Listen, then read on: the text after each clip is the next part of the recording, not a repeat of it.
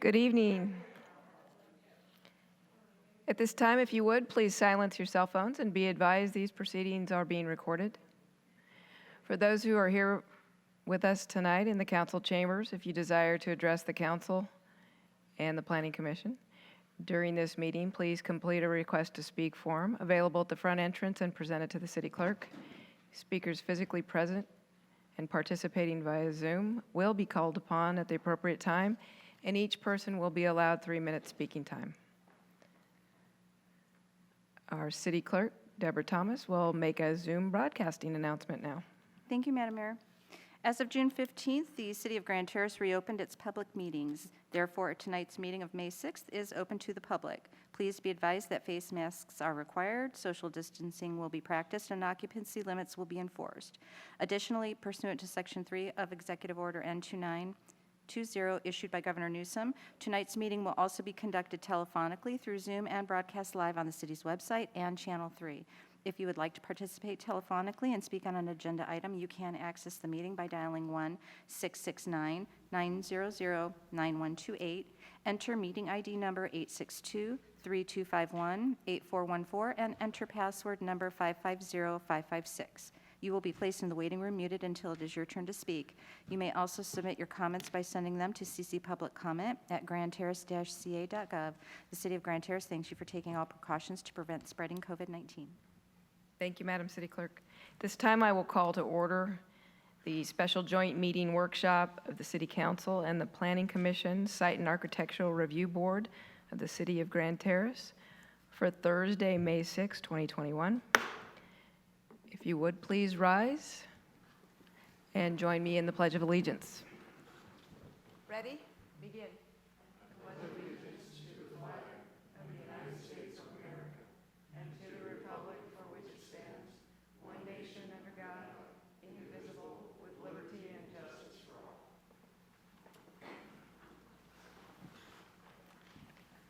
Madam City Clerk, may we have roll call, please? Commissioner Alanese. Present. Commissioner McConnell. Present. Commissioner Cesenia. Vice Chair Briggs. Present. Chairman Giroux. Present. Councilmember Wilson. I am here. Councilmember Robles. Present. Mayor Pro Tem Hussey. Here. Mayor McNabeau. Present. Councilmember Allen is absent. Madam Mayor, you have a quorum. Thank you so much. Do we have anybody present for public comment or calling in? We do not. Okay. The individual on our Zoom, never mind. Okay, so I would open public comment at this time for comments, but since we have none, I'm not going to read through the whole paragraph. Is there anybody in the council chambers that was wishing to speak at this time? No. All right, so we'll close public comment and we'll move to our one item of business tonight, this joint City Council Planning Commission workshop for the Barton Road Specific Plan Update. We have Director Stephen Weiss. Good evening, Mayor McNabeau, council members, and to the Planning Commission.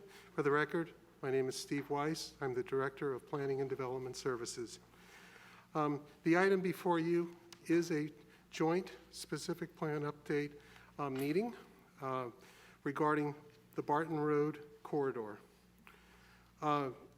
Council directed staff to have this workshop, and we've assembled a team of outstanding professionals to be here tonight. I'd like to introduce Peter Minigar. He's the project manager for Michael Baker International. Also have David Christie here, who's a project manager, and also by Zoom all the way back in Kentucky, we have Emily Elliott, who will be Zooming in. She couldn't make it, but she wants to be here. And also Robert Eisenbeis, who is our interim public works director, will also be here. So to no other, may as well just start it off. I will introduce Peter, and he'll start the workshop. Thank you. Thank you. Thanks, Steve. Good evening, Council Planning Commission. Thanks for having me. I'm Peter Minigar, as Steve mentioned, and I'm assuming this is the slide clicker, so let's give this. Will you tell me your last name again? I can't hear it through the mask. Can I? Yeah, I was going to ask. That's most better. of the time we've been doing these through Zoom recently, so I want to make sure I'm respectful here. So my name's Peter Minigar, and I'm the project manager for the Michael Baker team. As Steve mentioned, we have Emily Elliott here via Zoom It's funny enough, she actually lives the closest to the site, but actually happens to be out in Kentucky at the moment. So she's thankful to have her here via Zoom. And then David as well from our team. So really excited to be here tonight to talk about this project. But just want to give you an idea of what we're going to be covering in the presentation before we get to the discussion. So I want to talk briefly about the specific plan and give a quick overview so we all kind of have the same baseline understanding and walk through that. I'll also talk through a bit of background information on the Town Square Master Development Plan. And then I'll walk through the purpose of the specific plan amendment and what really brought us here today to talk about that amendment and what we're proposing to amend in our discussions with the city. So with that, let's jump right in. So, and I know you guys are all familiar with the specific plan, but just some quick kind of high-level details. It covers a 1.3-mile span along Barton Road. And it covers multiple planning areas. And the intended intent of the specific plan is really to develop a downtown in that area along Barton Road. So it provides some general development regulations and design guidelines, but it does require a master development plan within certain areas. So that brings us to there we go. Town Square Master Development Plan. And so that covers a portion of Planning Area 1 of the specific plan, and it provides additional policies and details to guide development there in that portion of the planning area. And so let's go to this next slide. So you can see kind of the general footprint of where that is. And we'll be focusing really on the vacant land in the center, kind of bottom right there. So the reason that Michael Baker was brought on was to entitle the Greens Group project. And part of that development, we needed, and I apologize, I'm losing my voice. I've been on calls all day. Let me grab my water.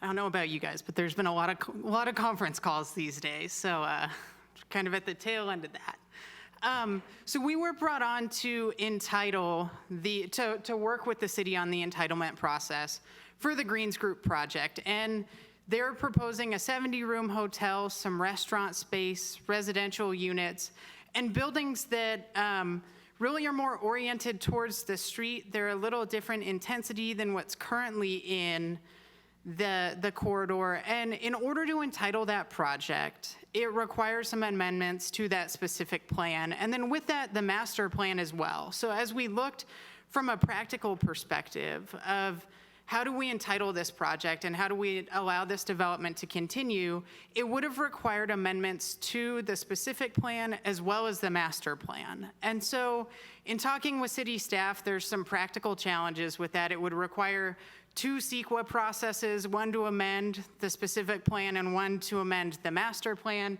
and really realize that there was some redundancy between the 2 documents. And so as we've gone through the entitlement process and talked with the city, we've worked through what would we need to change in the specific plan to allow this development to move forward? And then secondly, could we remove the master plan? Is that something that we could dissolve and rely solely on the specific plan document itself? So there's a number of proposed amendments to the specific plan that we've worked through with city staff. And again, these would be what would be required really to allow for the Greens Group project to move forward. But then a number, if there's similar projects that may come forward in the future, it would allow those projects to come forward as well. And so most of these changes are related to the development standards. And so I'm going to talk a bit about these. And then I know I had the chance to listen to your discussion a couple weeks ago in the city council meeting about architectural design. And we'll get to that. And that's part of the design guidelines. But the development standards really are the metric standards that development's held to and the requirements for development to move forward. So there's a few things that would need to be changed to allow for the Greens Group project to move forward, which would be the building setback. Right now, it's a minimum 25-foot building setback from the street, and we would, in talking with planning staff, we're proposing a maximum 10-foot setback. So really pulling the buildings up towards the street. The second piece is increasing the building frontage along the street. So you're moving, instead of a minimum of 35% of the building along the street, requiring a minimum of 50% of the building frontage to be directly up along the street there. We'd remove the drive-through setback. We're proposing the addition of allowing mixed-use residential development, allowing the addition of pylon signs and kind of changing the regulations around those slightly. And then the last piece would be increasing the maximum height from a height of 28 feet to a height of 55 feet, and then beyond that 70 feet for features. So that's like architectural additions to the top of the buildings. So beyond those kind of focused development standard updates, there's some small policy updates that are being proposed as well. And so the inclusion of a multi-use trail along the Gage Canal, the undergrounding of utilities along Barton Road, talking through some lot consolidation incentives and encouraging developers to put multiple lots together to make one large cohesive development instead of, developments per lot. Right-of-way landscaping consistency and increasing the standards for landscaping, taking another look at parking and removing excess parking where it's not needed. And then lastly, the inclusion of just some additional storefront opportunities and retail opportunities. So now, that's kind of what got us to here today, and that's really what led to the amendments to the specific plan. And so then I know there was a lot of discussion around architectural styles and architectural design a couple weeks ago during the city council meeting. And so I wanted to walk through what's currently in the specific plan and what are the guidelines that are in there. So the current design guidelines, and just a quick sidebar, the guidelines really are just that. They're guiding principles. They're not hard and fast like the development standards that have to be met. So they really are just to guide the planning and design process. And so there's kind of it never explicitly says, I did a word search in it the other day, Cape Cod is never explicitly mentioned in there, but we can kind of call it what it is. It is kind of a Cape Cod type style. And then the word village is said in there a number of times. That really does focus on creating a village type development along the corridor. So the current design guidelines do mention a number of different materials, wood siding, wood shingle walls, and then there's some limited use of stone, things of that sort. And then stucco in very limited capacities, and there's some language in there speaking to that. And you can see these are direct excerpts pulled from the specific plan itself of the design styles that it recommends. And then again, there's some things that really does encourage. So river cobble and slate, I mentioned wood shake, wood shingle siding, and here's kind of a sketch of what would be recommended as a typical development under those guidelines that's included in the specific plan today. So I did want to take a minute, and I took some screenshots of different developments along the corridor that are there today, and really what we do see is a pretty wide range. You have the McGill Juniors building that is a largely stucco type design, and then you also have other buildings that do tend to have more of that Cape Cod type design. So just to show what's currently proposed for the Greens Group project, this is obviously kind of more aligned with that McGill Juniors building, a little more modern of a design, and obviously it's a taller, slightly more intense development. And then here's a interior shot of the development where the residential development would be. So just to give you an idea of the current development that's being reviewed and kind of what led to where we are today. So with that, I really did just want to give kind of a quick overview of the process and provide the context of why why the city's looking at amending the specific plan and really what our role is. And then really I'm here today to hear what all of you have to say about architectural design and any comments that you have, and then we'll take those and we'll continue to work with city staff as we refine the specific plan document. So with that, we're here to answer any questions, and yeah, that concludes staff's presentation. Thank you, Mr. Miniger. All right, what questions do we have of staff at this time?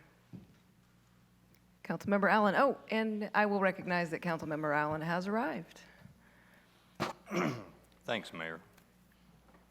A couple of weeks ago when we were first started discussing this, like the presenter said, we discussed about the architectural designs. And while I'm not opposed to this Cape Cod look, I think it harks back to what we used to be. What we used to, I mean, it's like welcome back 1970 to me.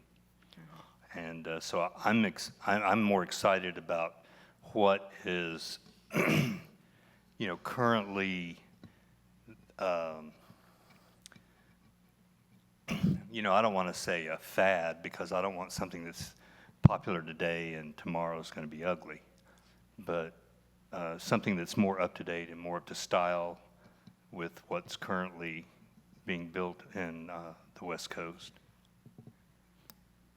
All right, thank you, Councilmember Allen. Questions of staff? Commissioner McConnell? Hello? Thank you. Just for an overall, what is the procedure we're going to go through this evening as far as questions? We're going to go through the packet in different aspects that we can ask the consultants.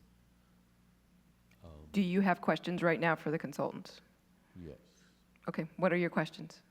They're here to answer questions. Sure. I Okay. just want to make sure that I didn't get overlooked, and I'm sure some of the other people have questions of. And this is a time for questions. Thank you very much. So, I grew up in a village back in Ohio. So I understand the atmosphere and ambiance that they're trying to create with this village concept. So my question is a 5-story building, anything, we have 3-story buildings now. Anything bigger than a 3-story building in general, would that be part of a village atmosphere? Yeah, so to address that, so the way the Greens Group currently proposes it, and I'm going to use them as the example because they're the current proposal along the corridor. They're proposing the higher buildings that are proposed are pushed back kind of away from the street, and that lot that they're proposing it on is fairly wide. It has some depth. So I understand the perception of a 5-foot building right off the bat just sounds tall, and it sounds like it's going to be looming kind of right over the street. And I understand. I'm from a small town. I've seen our downtown gentrify over the years, and buildings get taller. And so to answer that question, I do think it's possible for them to do something that's of the right scale and of the right design to kind of exemplify that village feel. But I think it does require some really clear planning and making sure that the way it's designed doesn't create kind of a mass along the road that feels urban or overly urban, especially compared to the current development along the corridor. And this particular project that you were talking about with the Greens Group, that has a long way to go through Planning Commission and a lot of other processes. Correct. Yeah, so we started reviewing the application under contract with the city through our on-call contract, and as we started reviewing it, realized the changes that would be required to the specific plan document, and then that's kind of where we've paused. So Okay. yeah, So there's a that's- whole. So that's the reason for us reviewing this, but we are not looking at that project tonight. Correct. Okay. Correct. No, it was Commissioner meant- McConnell, you have further questions? Yes, Madam Mayor, thank you. It was designed to be a general question, because somebody built a 3-story building here once in the past, and others have built 3-story buildings. Okay, I was referring to setting a precedence. Okay, you mentioned there was a multi-use trail on Gage. What would the multi-use be? So just a multi, biking, walking, and not just a sidewalk, pedestrian type trail. Any other e-vehicles in the future? What's that? Any types of single-person e-vehicles in the future? You know, we don't specifically address that in the, Okay. in the document, but that is the hot topic at the moment as e-bikes come out. I understand that. Yeah, well, I just want to bring it up to help everyone keep in mind that the future is upon us. Okay, this was, the original Barton Road specific plan was designed in 1990, really before any social media. So they couldn't really conceive, trying to look forward, what changes would be made. So now we have social media, we have the internet, we have Amazon, and that type of business sucking up brick and mortar. So how do you think that's going to affect any retail developments, but specifically in Grand Terrace and small communities?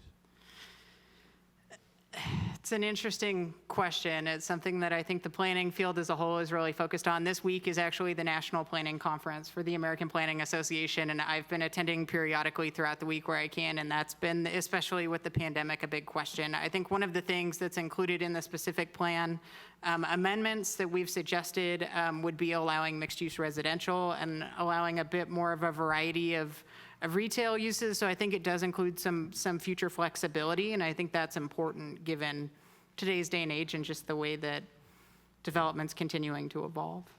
Uses that we may not even be able to comprehend yet. Very true. So I'm just, some of my questions are to stimulate, you know, people's minds. And so, okay, the project location, Barton Road specific plan that we're addressing tonight addresses all the retail in the future retail in Grand Terrace, correct? Yeah. Pretty much, right. Okay, Yeah. so my question is, we have a street called Commerce Way that's going to be developing commerce and retail. So should we, when should we be addressing that and or including that? Except if we're talking about the Barton Road specific plan, Should we expand it? are you going to take a step back and talk about a master plan for the whole city, or are you talking about a Barton Road specific plan and a commerce specific plan? And I think that's a good question for our planning director.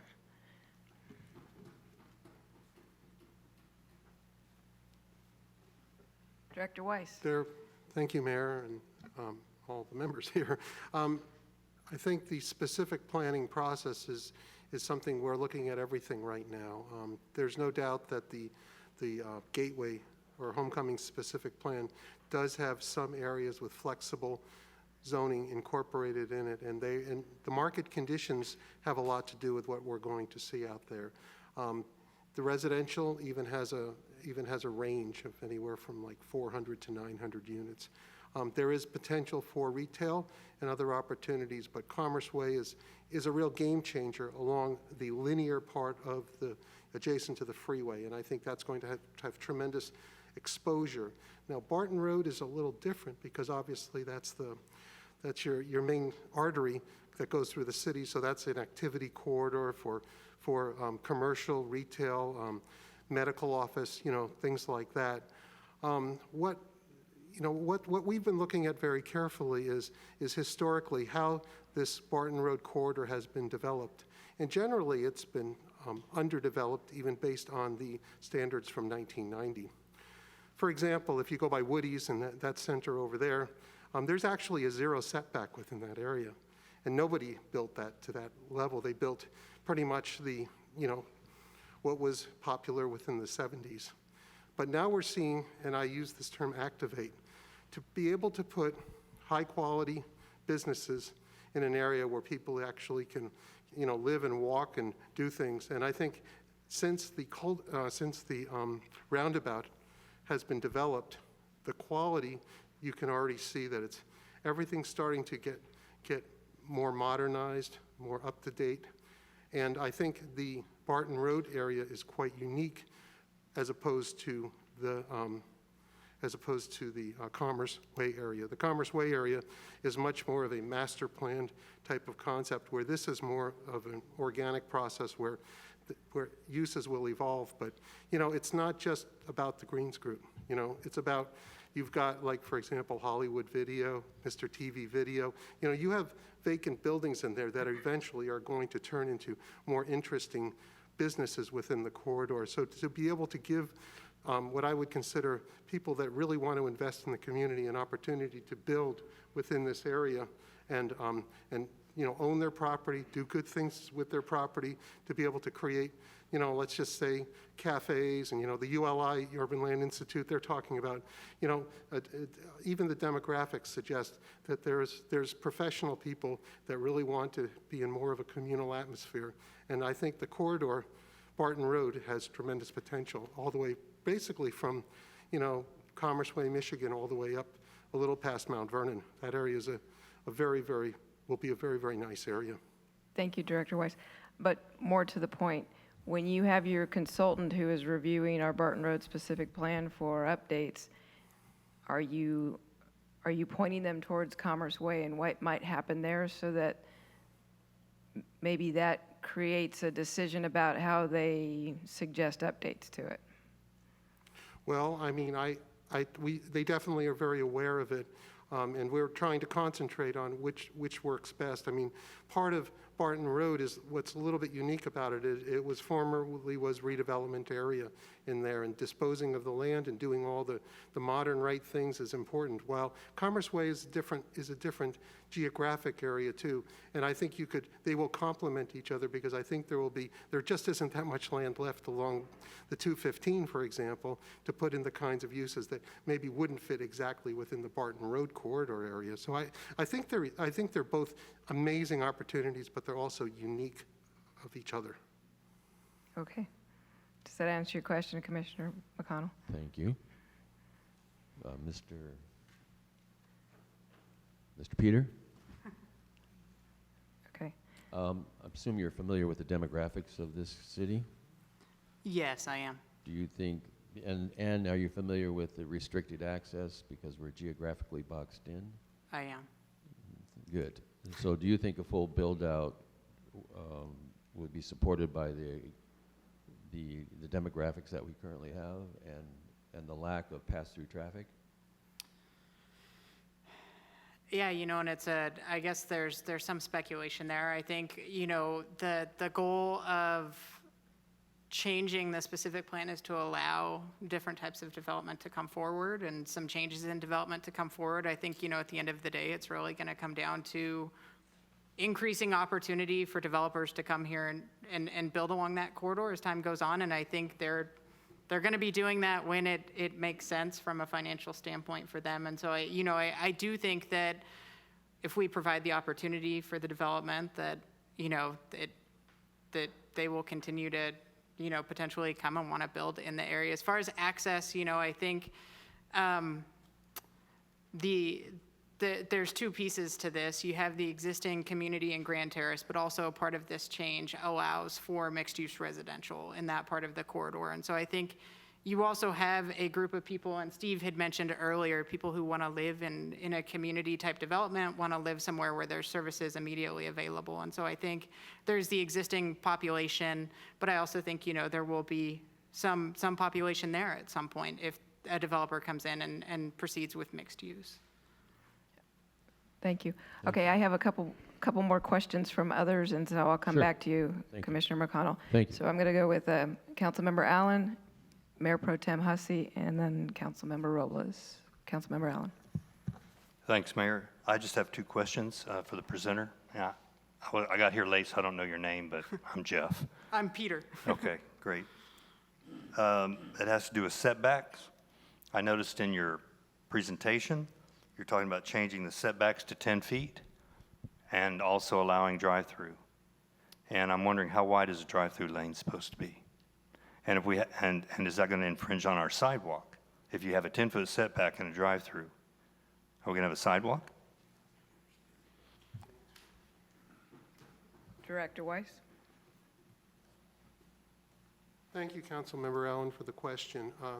We have looked at that very closely. What has happened is, in the last 8 years, we've had a number of developments, especially in the town center area, Miguel's Jr., recently Taco Bell, And then we recently had the Bickle project, which is the multi-tenant site.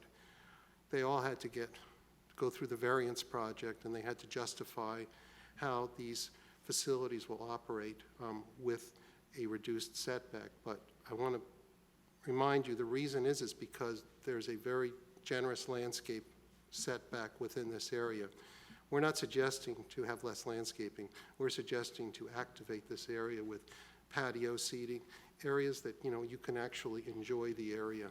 And that's really the intent of it. So if we don't have to go through the variance process, which 100% of the time the Planning Commission has supported this, we think that this is the most efficient, economical, and way to do it, and let's get these businesses open. So nobody in an electric wheelchair or a wheelchair is going to compete with a car, play chicken with a bicycle or a skateboarder going past these buildings? There's going to be plenty of sidewalk space, is that correct? Yes, you are correct, Councilman Allen. So Mr. Duffy, for the record. I'm sorry, Mayor, yes. For the record, Gerald Duffy, City Thank you, Manager. City Manager. So the most important point I think that you're making is very clear, is that there's not going to be a conflict or a compromise of ADA access on sidewalks, and Mr. Weiss is pointing out in terms of landscaping. What we're trying to do is, the setbacks are so distant right now, is that what actually has to happen is every time we've had a new development in the last 3 years, they've had to go and request a variance to do exactly what they're doing. So there isn't a conflict right now with Miguel's. The new Taco Bell won't have a conflict, and the new Wingstop won't have a conflict. And you'll see that it's a way to marry new standards with also retaining the access to the various facilities. So there'll be no compromise in access and sidewalk space and drive-throughs. Okay. Second question is about building height. We went over that, we were discussing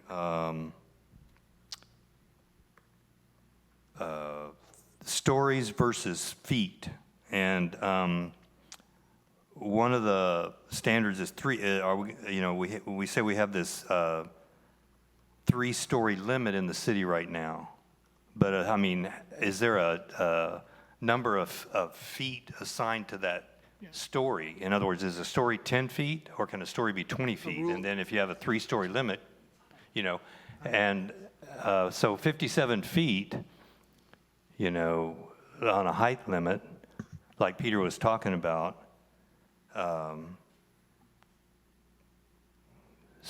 are we going to go with feet, or are we going to go with stories in a height limit? Councilmember Allen, it is based on height, just to be clear on that. I think what you're looking at as a rule of thumb is a story is about 10 feet, somewhere in that area.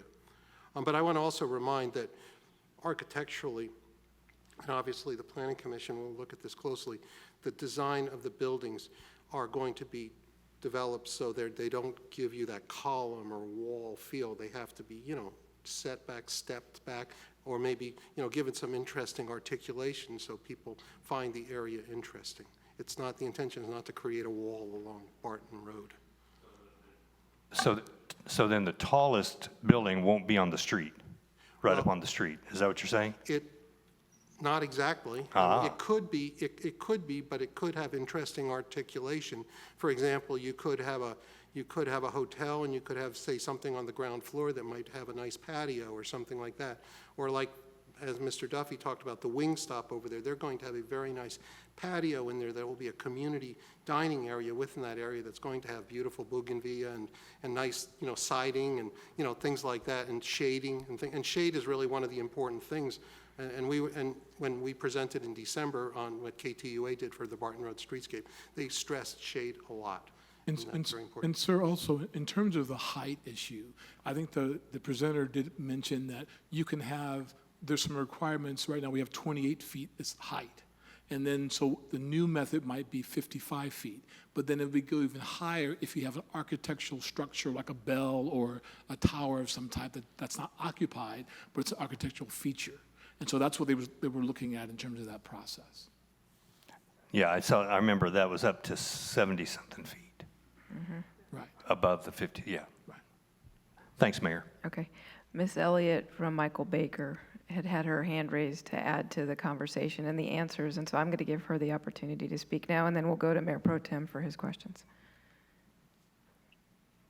Okay, thank you very much. I really just wanted to jump in and offer support to Mr. Miniger and Mr. Weiss. That so far they're handling the questions quite well.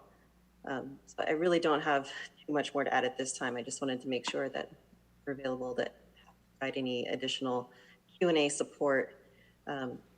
One thing that I did want to mention on the drive-through setback question was, yes, definitely to eliminate that need for variances, since there is that track record of approving them anyway, but we do want to incentivize screening and pedestrian activation as part of that trade-off for allowing developers to put their drive-throughs closer to the street. So that's why there's that provision for screening with the drive-through being moved closer to the street. Thank you, Ms. Elliott. All right, Mayor Pro Tem Hussey, you had questions? Yes, it's probably for, I don't know, Mr. Wise or Mr. Duffy. Question is, like we're talking about, Councilmember Allen was talking about the height and the feet.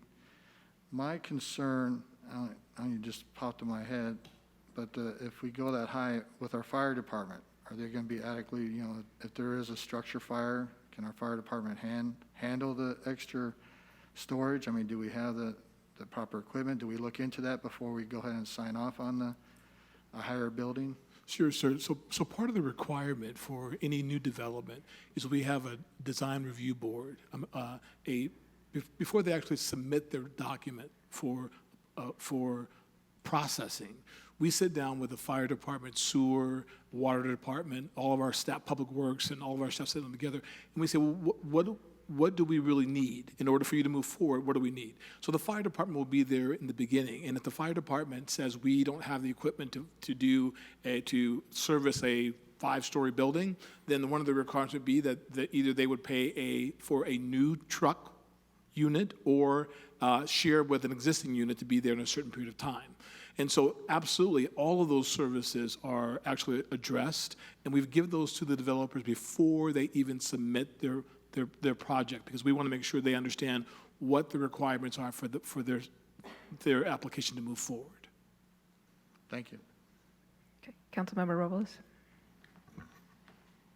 Yeah, my main concern when I saw this go by, because the 1990 specific plan, as a citizen before social media, I actually came and paid for the documents and followed very closely, and what I saw was where there was going to be landscaping, some was put and then it was taken out and sidewalk was put there, and I guess that's because we had variances.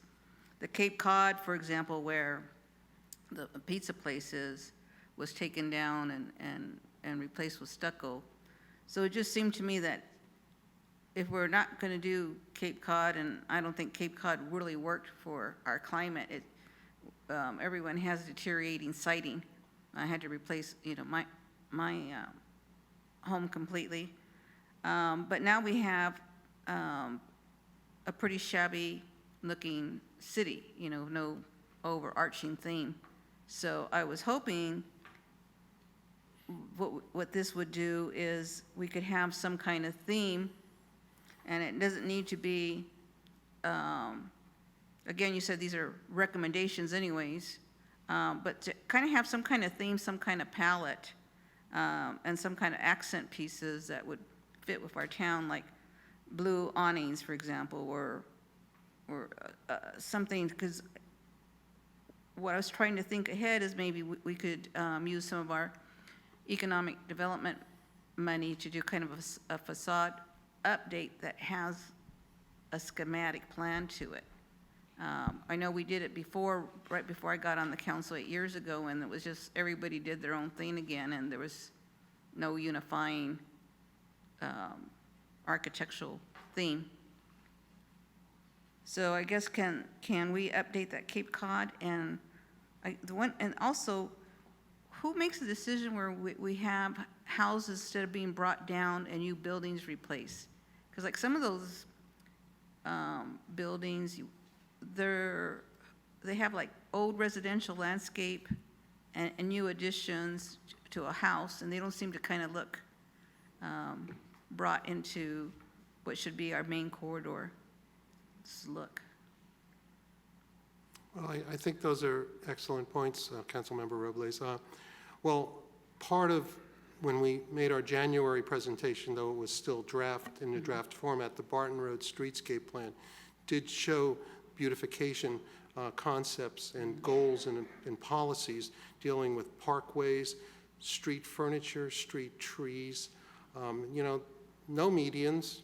We had a little discussion on some of that, on obviously some of the tougher intersections like Mount Vernon, but when it comes to, our reality is, we do have some old redevelopment land, we have some non-conforming structures in the area, and all of that is going to change. I mean, as the roundabout has gone in, we've already seen a lot more interest in developers that want to come in and really beautify Barton Road. And to at least in my mind, the thematic question of yours, I think, is starting to happen already.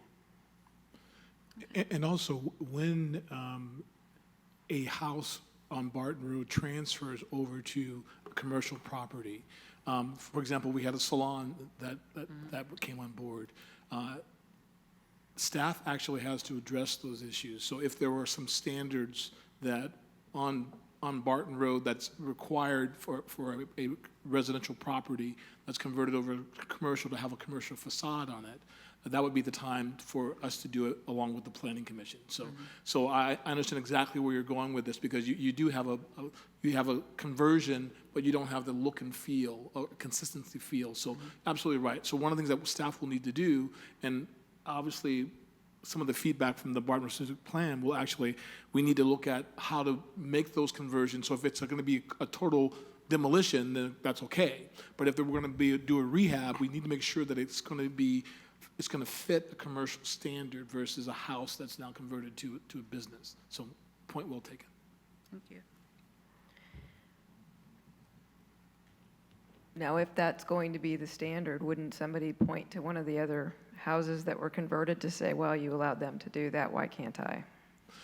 Well, I think part of the whole dynamic is that what we can do is we can look at not only trying to create a standard, but also provide some incentives to turn over to that new leaf. I think one of the things we want to do is we want to partner with businesses to encourage them to come forward with in our landscaping and in our desire for facade. So obviously, I think we all are respecters of private property, but there's a certain look and feel that you want your consistency for your downtown to look like. So you want to offer some sort of incentives to be able to help them get there. All right, thank you. Councilmember Wilson. 100 years ago, when this city was incorporated, it's actually about 43 years ago, is when this 1988 concept was kind of discovered as a misnomer. It was started in incorporation in 78, and by 88, it dawned on us that we had a hodgepodge mess. And most of that had come from county circumstances because, as we know, when people submit things to the county, they kind of got whatever they wanted if it was out in the outskirts and it meant money. When Grand Terrace started to take over, we became a tract residential type of circumstance. Consistency in planning started to really kind of swing in. And Patrizia Matarossi was the planning director. I'm wondering, and I guess this question is for our consultant, although the director can definitely address this. I see lots of references of village. Village doesn't mean anything today. And I think that's pretty accurate. The unfortunate thing is that a lot of people that were involved with that at the time, and I was on the general plan task force back in 1990. I even got a little dealie that said, thank you for doing this stuff. I kind of wonder why they thank me now. But in the long run, have we had any input from developers? Yes. Okay, so in the input from the developers, then let me go the next step.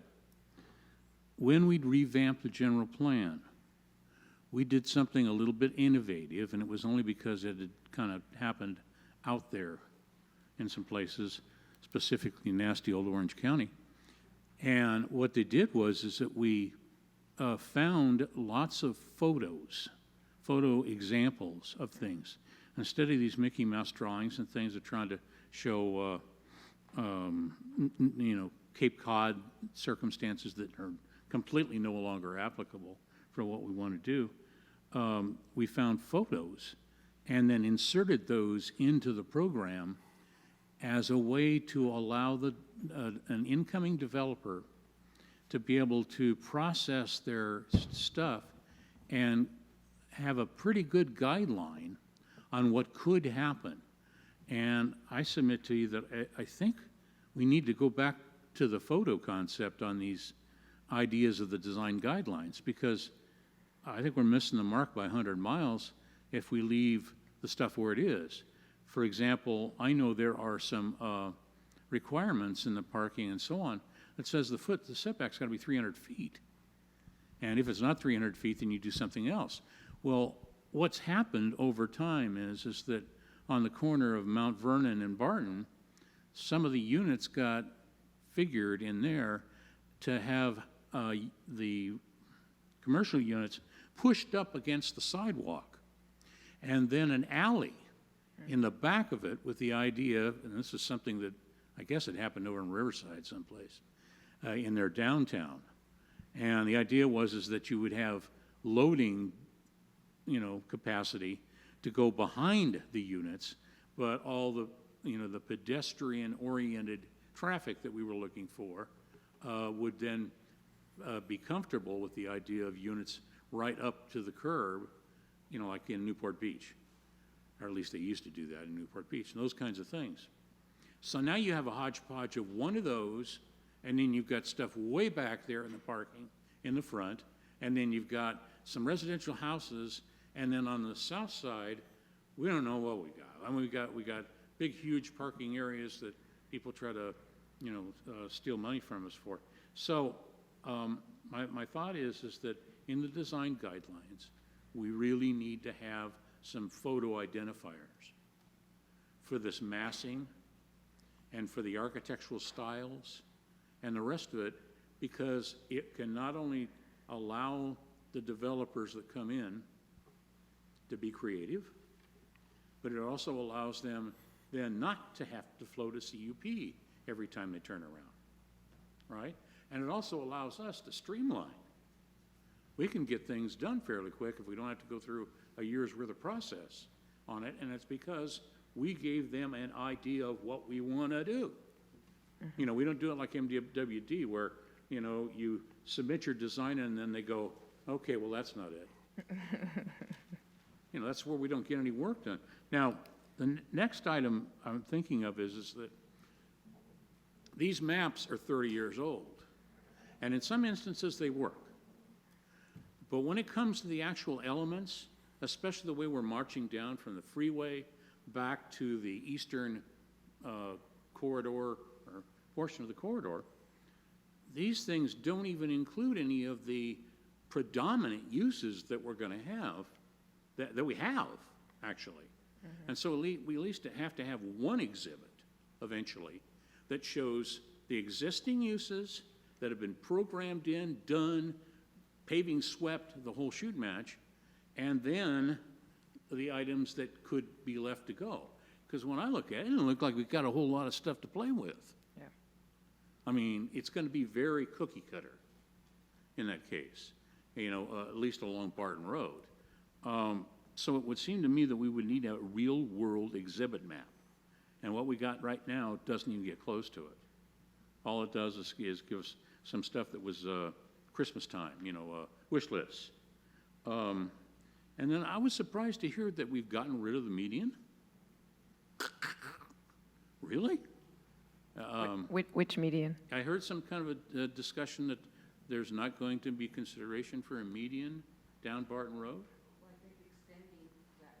Oh, down the center? Oh, okay. Well, I don't know where the limits might be at this point, but I know for years the commercial section screamed bloody murder every time somebody said something about a median. Right. I don't care. I think there are a lot. I mean, it doesn't say I don't care about business, but what I do care about is good design. And I think, in my quest to try to slow things down for people to be able to find these places to buy from and so on. Medians can be used selectively to give it a better feel of arrival. We need a feel of arrival. We only got one stupid street. I mean, basically, we're talking about Barton Road right here. We're not talking about Michigan. We're not talking about Commerce. I think McConnell here made a good point about Commerce, but in this particular study, we're only paying these guys to do the Barton Road specific plan. And we do have others that are proffering the Commerce thing, and, you know, we just don't have anything going on Mount Vernon. If I'm going to have you pause for a minute. Yes. And say, Mr. Weiss, will you address the issue of the median? Because you did bring that up in connection with the study that we had earlier. And so Yes. specifically, what were your comments and where did you mean to go with that? There was no specific identification of a median. I know at the January meeting, there was a discussion of talking about how does Mount Vernon work? You know, when you go down the hill and you make your left onto Mount Vernon from Barton, and how do you control traffic in that area? But it was nothing was finalized in that area. But there was no discussion of creating additional medians on Barton, certainly not. Okay. Well, this is another thing, and I'd like to attach Councilmember this. Wilson. I'd like to attach this, and that is, we have entirely too many curb cuts on Barton Road.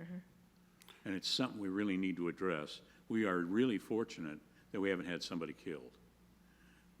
With the median concept and changing some of the curb cut situations, like, for example, the Bank of America, give me a break.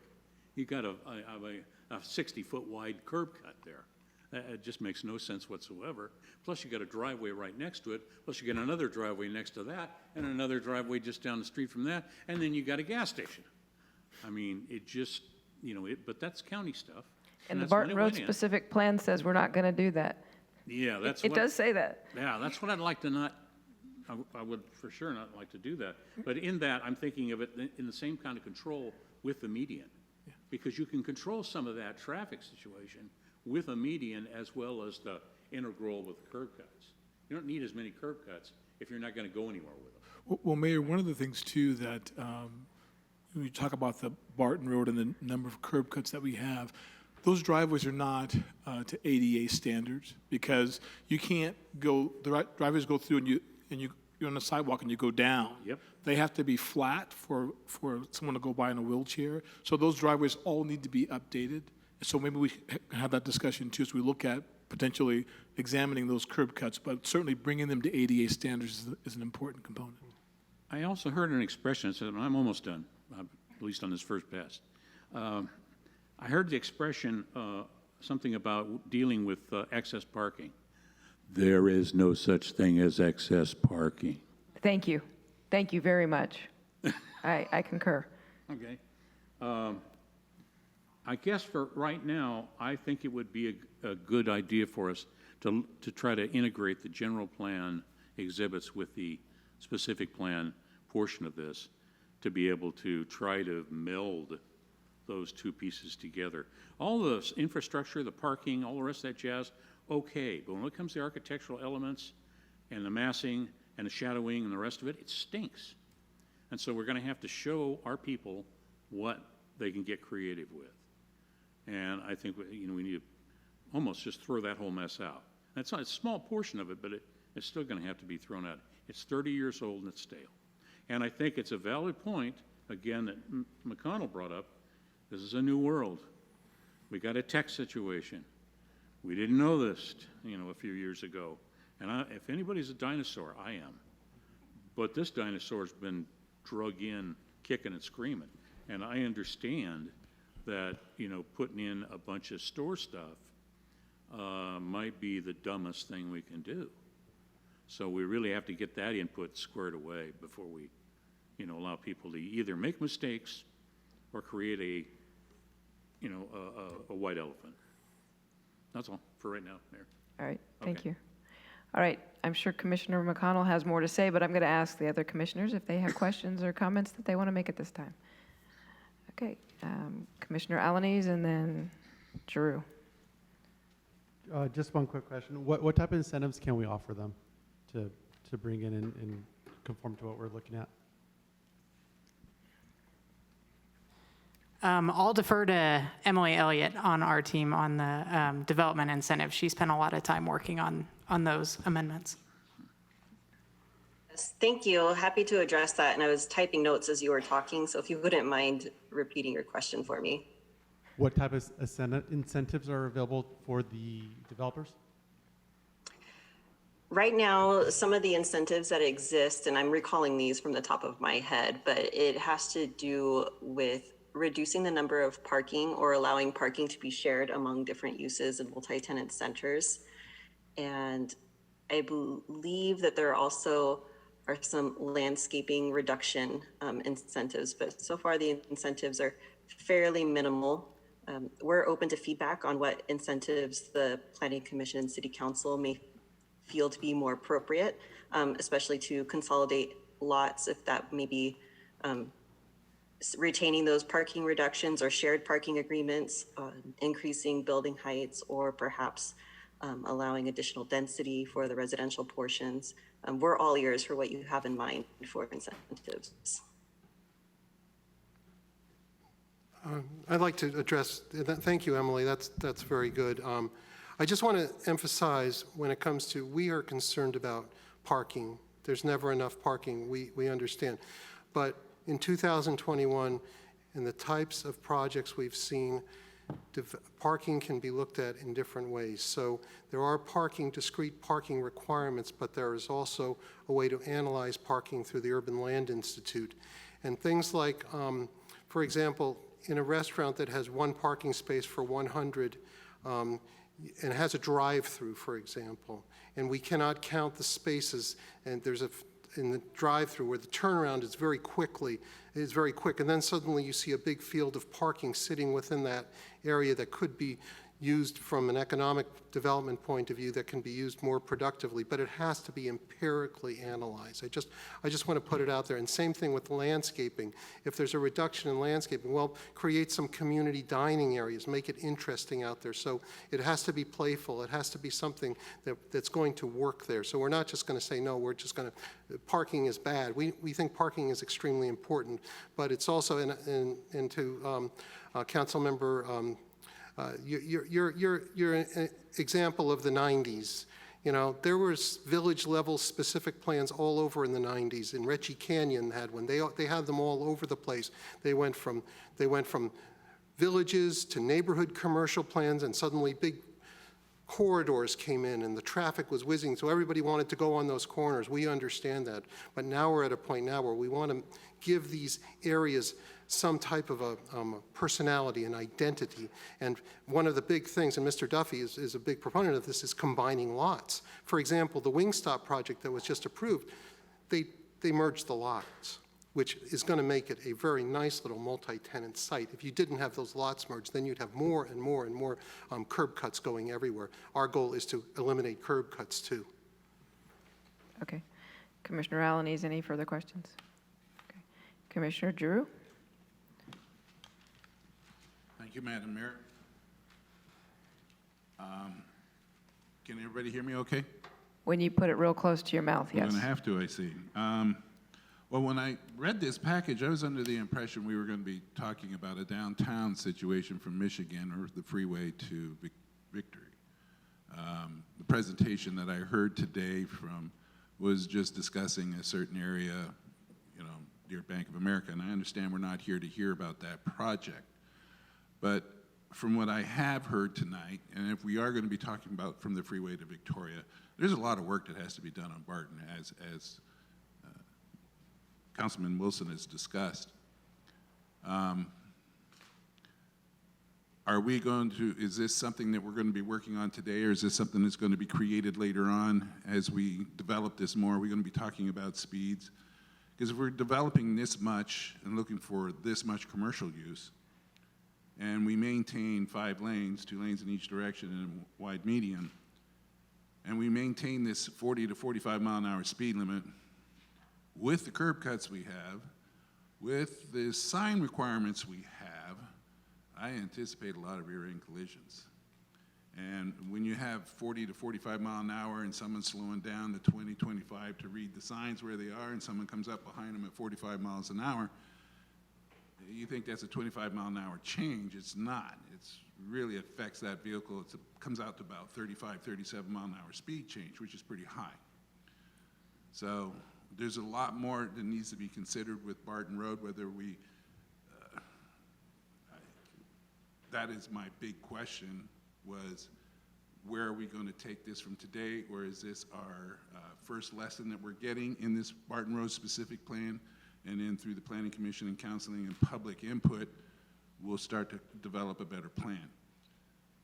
In addition to our setbacks, I was concerned when the first one that I worked on here with McDonald's, but the design people, whether it was staff or the designers of McDonald's, they did an incredible job in protecting the traffic as well as the pedestrian, bicyclists, whoever wanted to use the sidewalks. Another unique thing about these drive-throughs, they're restricted. They're narrow, curves, cause cars to drive slow. Of course, you always have the 16-year-old grandson who thinks he can make it through there at 35. He has to learn that hard way. But the design element is well sufficient, I feel, and we found that with Taco Bell and again with Wingstops and the pizza place. It was a very good design to protect anybody that was on the sidewalk if someone's throttle got stuck or whatever reason. So I think we as the Planning Commission and the staff and the developers are real aware of to provide something safety. But if we're going to be going this big with Barton Road, we have to do some really design changes on Barton to control the pedestrian traffic as well as the vehicle speed traffic. And I had lots of comments, but I can see we're supposed to be, this will be addressed as we progress through this program, through this process. Okay, I am going to ask either Mr. Miniger, did I say that right? Or Director Weiss, or both of you, to talk about the process that's going to go through to address the comments and concerns for Commissioner Giroux. Thank you, Chairman Giroux. Your comments are very good. I want to say that this has been going on since the Greens Group came in originally, and I know there was considerable discussion on how that whole project came to about the way it is today. The way the process is Michael Baker International, Peter Minigar is the project manager on this. They were hired to actually do the environmental review for the corridor and also to update the specific plan in select areas, not to deconstruct the specific plan, but to take it and put in areas that make it more of a modern document. Maybe Cape Cod, maybe something, maybe a pitched roof here and there, but it's not, the idea is to be able to give this corridor the ability for current day developers to come in and actually build. And that's really the intent of it. So the idea is that Michael Baker will prepare the environmental documentation, the initial study, and the Barton Road specific plan update within the next several months. That's what the goal is, 8 to 10 weeks. At that point, it will go out for public review, and the first stop would be the Planning Commission. The Planning Commission would review the Barton Road specific plan update. It would, again, it goes out for public review, so it has to go through the CEQA process. Peter is an expert in CEQA. He can tell you anything you need to know about that. After it goes to the Planning Commission and your recommendations, and just optimistically you're going to support the project and all that, then it would go to the City Council for their consideration, because this is a change of zoning. So it's a legislative act. So the City Council will consider it, hopefully within the month or so after the Planning Commission makes a recommendation, and say the City Council adopts it. Then after that, there's what's called a second reading of the ordinance, and that ordinance would go before, so the city council would adopt that second reading. And then after that, there is what's called a cooling off period of 30 days before it becomes law. That's the process. We feel confident that working on the Greens project, working on the Barton Road specific plan in tandem is the best, most efficient way to do it. And obviously, to get a project like Greens in, who has the vision, then can see the vision as to what Barton Road is. I mean, it's a level of development that we have not seen on the corridor. But I wouldn't be surprised to see. I don't know if it's going to be exactly like Greens, but we're seeing a multi-tenant site with a Wingstop and a PR Pizza that's already pre-leased to go in there. And we are seeing, Mr. Duffy can probably provide all types of economic development scenarios that are occurring along the corridor. But essentially the process is that within 2 months, we could see this update go to public hearing to the Planning Commission. Does that address your concerns? Just a quick follow-up. The 8-week, in other words, the environmental isn't done yet? It's being prepared right now. Okay, and then in that environment, we'll discuss the traffic. I know we've got changes in VMTs and ADTs and that type of thing. Is there any projections of what this would also produce? Yes, that's Okay. an excellent question. Thank you. VMT, just so not everybody might know what vehicle miles traveled means, this goes back many years. The mayor knows what VMT is very clearly. It's an ordinance that was adopted by the council last year, but it was actually adopted through the Southern California Association of Governments, and it's a different way of looking at how vehicle trips are measured. Luckily enough, in Grand Terrace, we are below the county average. You think we're a commute community? We're really not. We're actually well below the county average, and projects like Greens, or projects that actually have a neighborhood or community value, they rate higher. So commercial, retail uses, educational, things like that, they look upon very favorably. A mixed-use project, very favorably. So the way the traffic will be analyzed will be through the most current requirements, which would be a VMT and a trip generation analysis, will be part of this environmental document. All right, thank you. Further concerns? Okay. No, ma'am, thank you. Thank you. Commissioner Cesenia.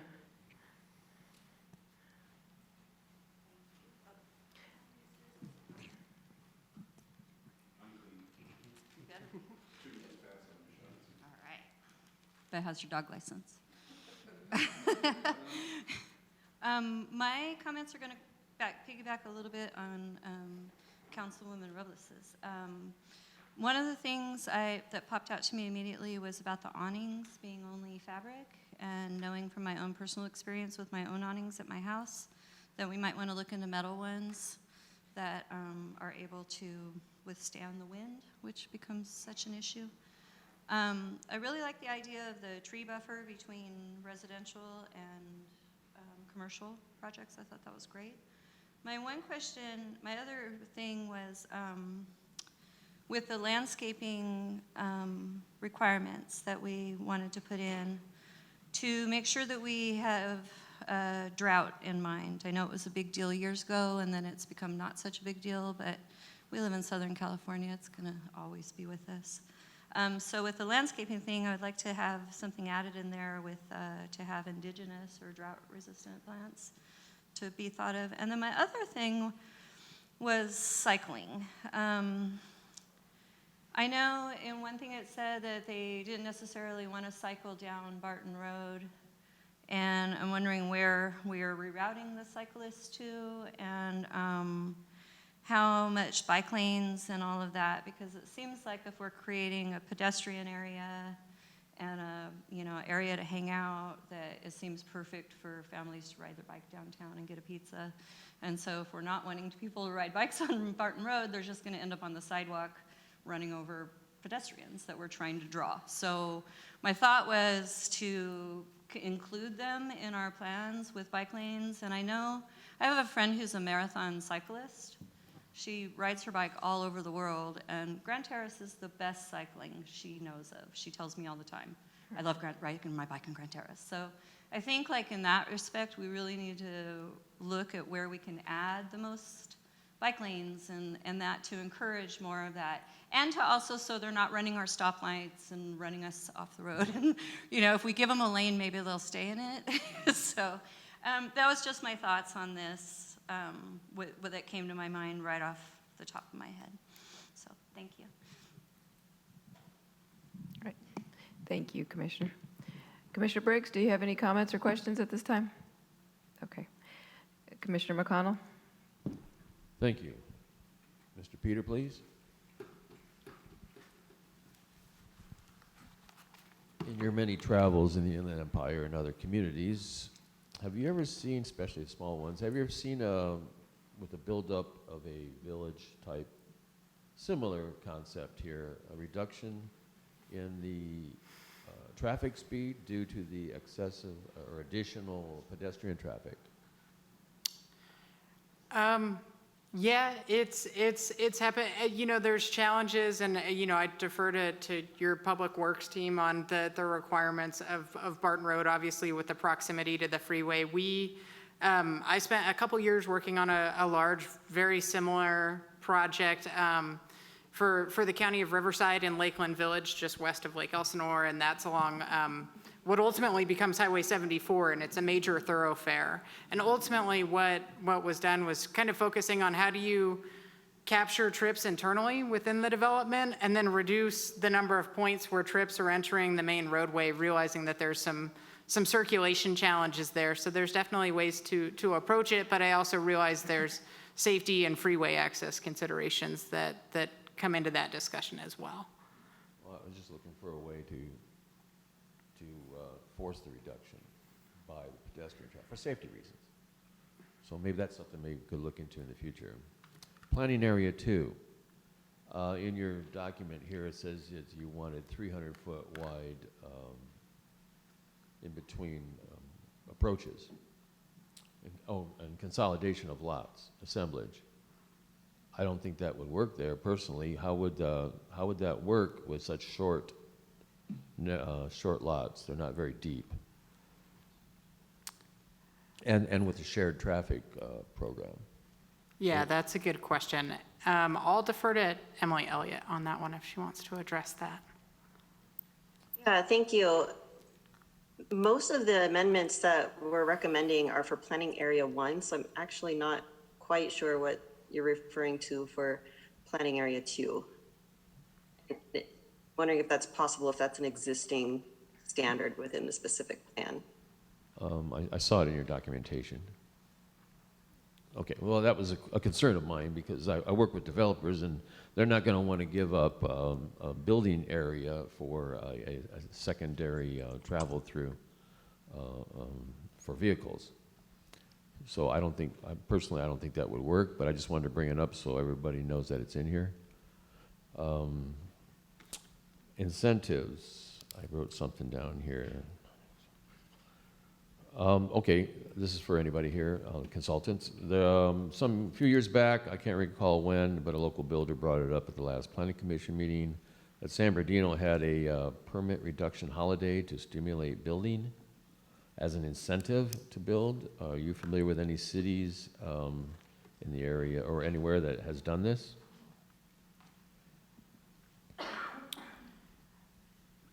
No? No, I don't have any experience with cities that have done that. Okay, well, maybe I can look into that later and bring up my research on that. So another incentive could be utilizing our underground utility slush fund that we have. That would be a nice incentive, correct? What slush fund is that? Underground utility slush fund, I think we have? I don't believe we have any slush funds. Well, okay. What specifically are you referring to, Commissioner? Okay, well, let's not call it a McConnell? slush fund. Let's not call it a slush fund, but it's for... Is it underground- credits from Southern California Edison you. that can be used for undergrounding? Is that what you're talking about? Yeah, I wasn't... Rule 28. I didn't know the proper terminology, my apologies, but yes, that's what I'm referring to. Okay, thank you. And so we don't have any actual money, we have Credits. credits Okay. that can be used towards that. As incentives, okay, Okay. perfect, thank you. And if you don't mind, I'd like to go back to that question about incentives, and I have the plan pulled up in front of me now. So there are three primary incentives that exist currently within the plan, and that is the reduction in required parking spaces, increase in building heights, and other development standards as approved by the Planning Commission. So the current plan gives quite a bit of discretion to the Planning Commission to offer additional incentives. And merits that warrant these incentives include the consolidation of lots, reduced access points or curb cuts, and the provision of reciprocal access agreements, and the provision of public or semi-public pedestrian open space. And density bonuses? Not at this time, at least not in the specific plan, but density bonuses are allowable by the state, provided there's a certain affordability component, but there are not bonuses that exist in the specific plan. Okay, I've seen density bonuses handed out in residential. Correct. Okay. And probably the reason we don't see it in here is because there's really not residential currently permitted within the Barton Road specific plan. It's not in planning area 1 that we're taking a close look at. Over on Preston, there is, in the office professional. Right, in the commercial district that we've been directed to really look at to accommodate projects like the Greens Group, those vacant sites. Currently, no residential is permitted there. Okay, thank you. Okay, I have a question. In one of your designs on the proposal to put in for the Canal Street, a possible signal there, or having a pass-through through the middle of the south side of Barton. I'm just worried about if that would affect the traffic count, because that's really big here. For potential demographic studies, we lost,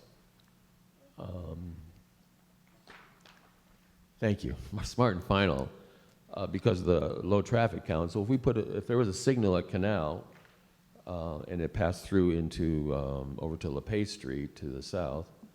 Don't we have a signal at Canal currently? No, I'm sorry, and yeah, Mr. right. Duffy wanted to address your comment about Smart and Final. Well, I don't believe that we lost Smart and Final due to that particular issue. We actually gained Grocery Outlet instead of Smart and Final. And Smart and Final, I can tell you right now, is kicking themselves because their loss prevention is so bad where they're located. They would have wanted to come to Grand Terrace. Okay, so we have a signal at Canal, and that is not what you were talking about. You were referring to something else. I saw it on the map. My apology. We do have a signal there, but if there's a pass on that design sketch, it connected to down by LePay for pass-through traffic. Would that affect the traffic count for future businesses in their demographic study, or would it adversely affect? Mr. Duffy? Well, while we're not talking about that project specifically tonight, but there is no plan to connect to LePay from the Greens Group project. Well, I wasn't being specific for Greens Group. I was just specific. It was something I saw in the packet. Okay, well, that's pretty much it. And as far as the Smart and Final, I was quoting Mayor Stankiewicz. He said that at a meeting. So, Okay. thank you. All right. Any further questions or comments at this time? Councilmember Wilson. Just a couple of things. I'd like to find out in our packet page 20, Exhibit 3B1A, I'm a little bit unclear on what planning area the parcel on the northeast corner of Barton and Preston is designated. Is it part of Planning Area 5, or is it a separate planning area? Planning Area 3. It's way on the...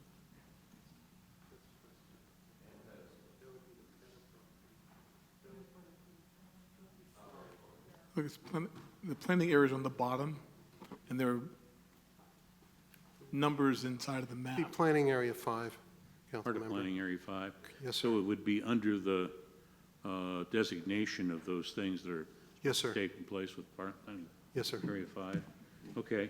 And then I echo Chairman Drew's information about the coordination with speeds, because, it's no surprise that I've been, lobbying for a slowdown in the Barton Road corridor, our main business corridor. If we don't coordinate what our real speed is going to be, as you come up from the east and come around a very bad turn, as you come around that, because the site is limited at what's supposed to be 45, and most people drive 55 or greater.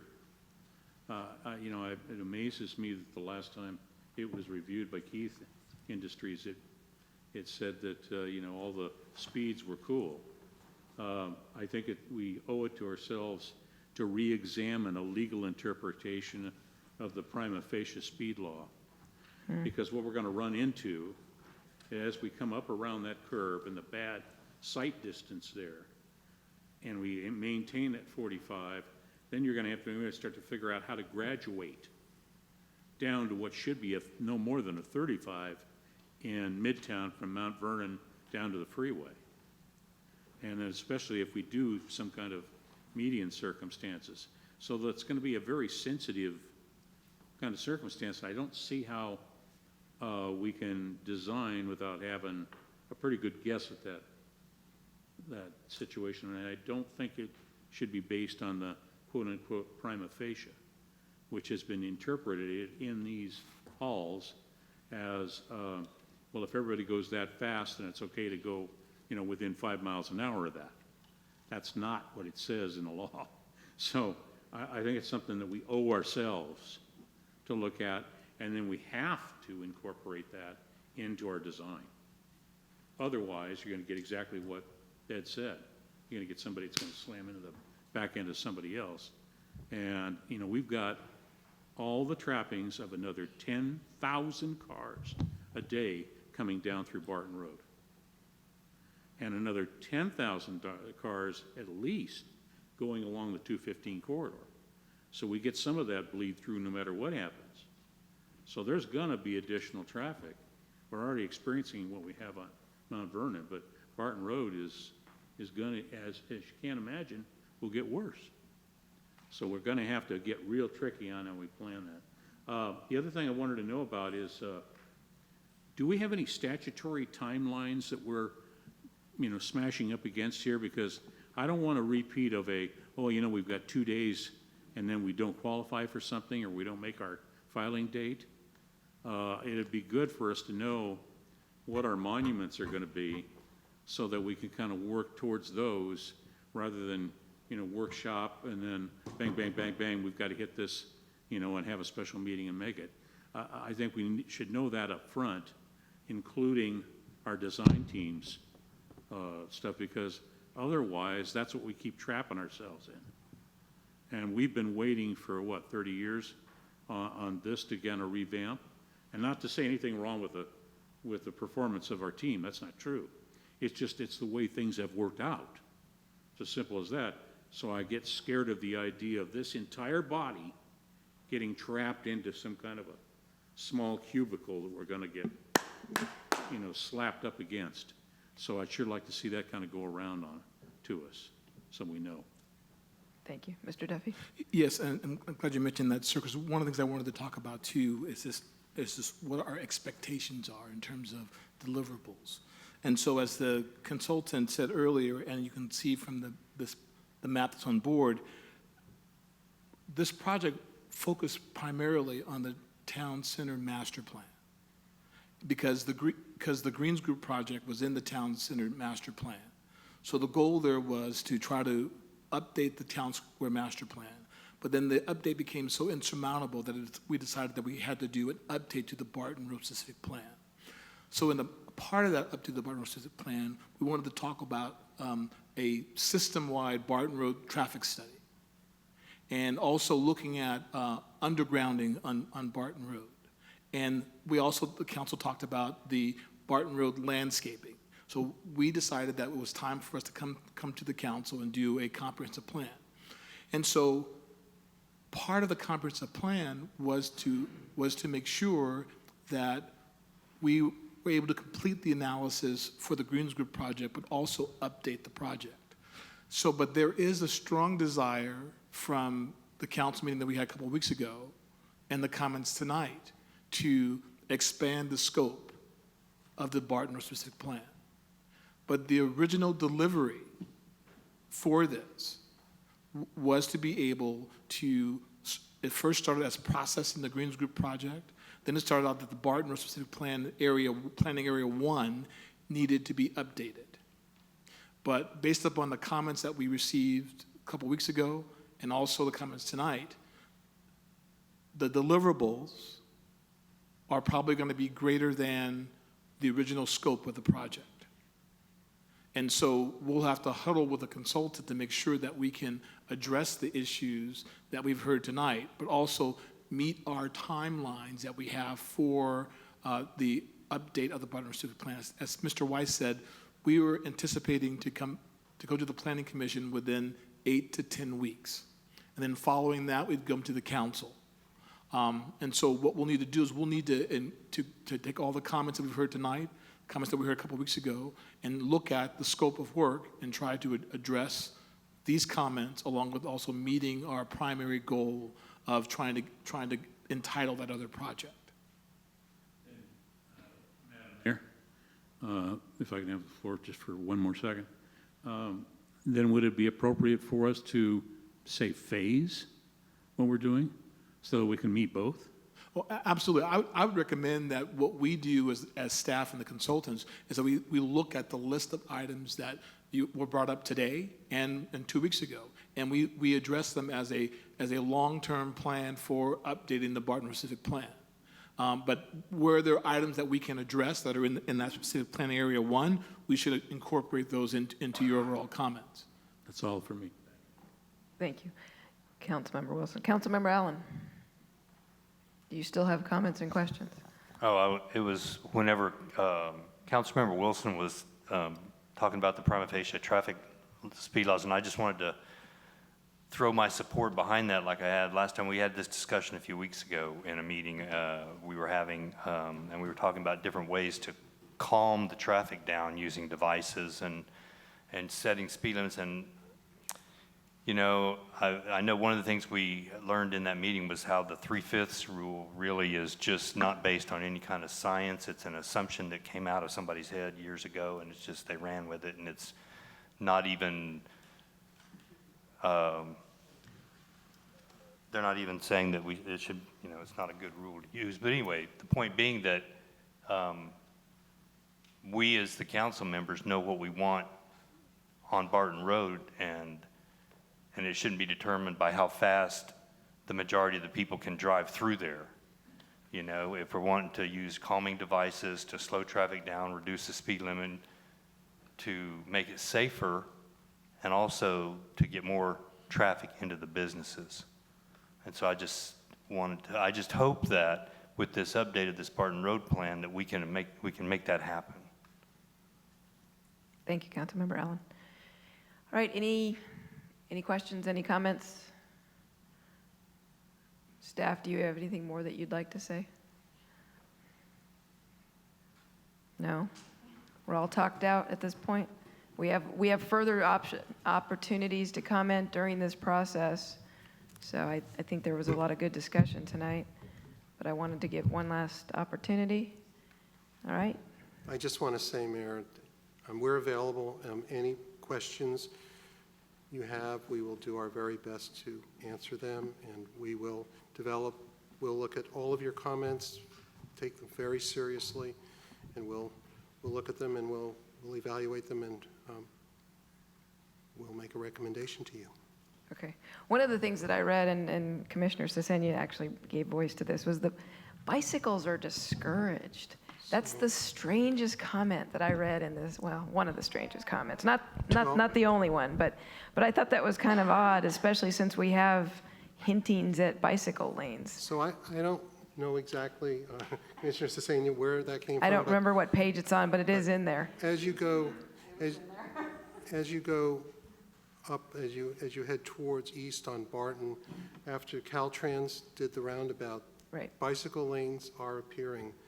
Bicycle lanes don't necessarily have to be marked, but they have to be able to be designed so bicyclists, commuter bicyclists can be able to use them.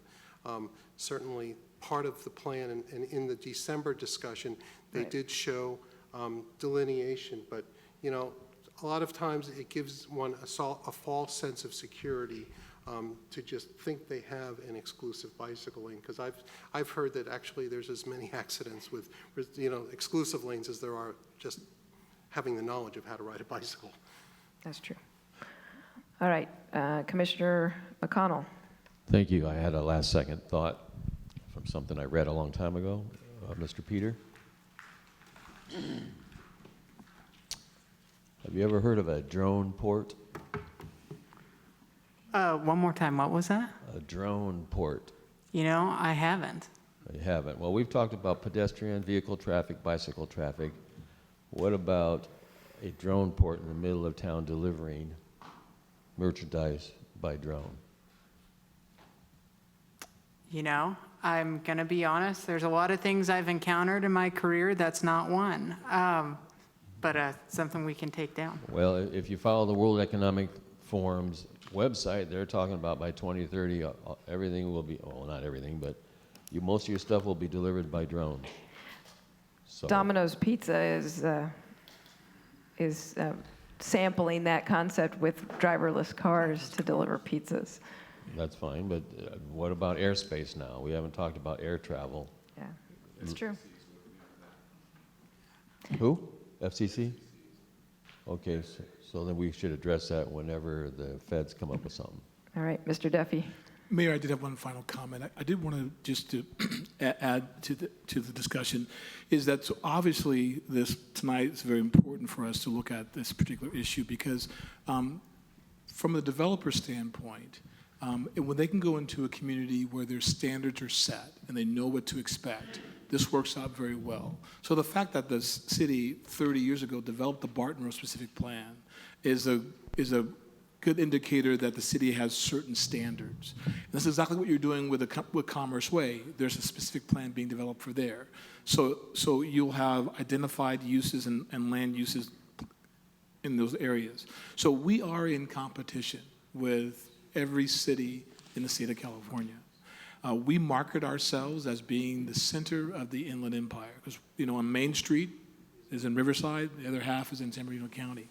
And so when we look at this, we look at Barton Road, we target our city and we say that we have right now $1 billion worth of projects in the environmental and planning stages. And that's from 6 years of work from the city selling their redevelopment land and doing deals to make sure that there's an economic future for the city. And so the Barton Road specific plan, updating that plan is extremely important to the city. And I commend the Planning Commission and the council for the time they've spent on tonight's meeting. Thank you, Mr. Duffy. And thank you, everybody, for being here tonight. This time we will adjourn to the next regular city council meeting, which will be held on Tuesday, May 11th, 2021 at 6 p.m. Any request to have an item placed on a future agenda must be made in writing and submitted to the city clerk's office, and the request will be processed in accordance with council procedures. We are adjourned.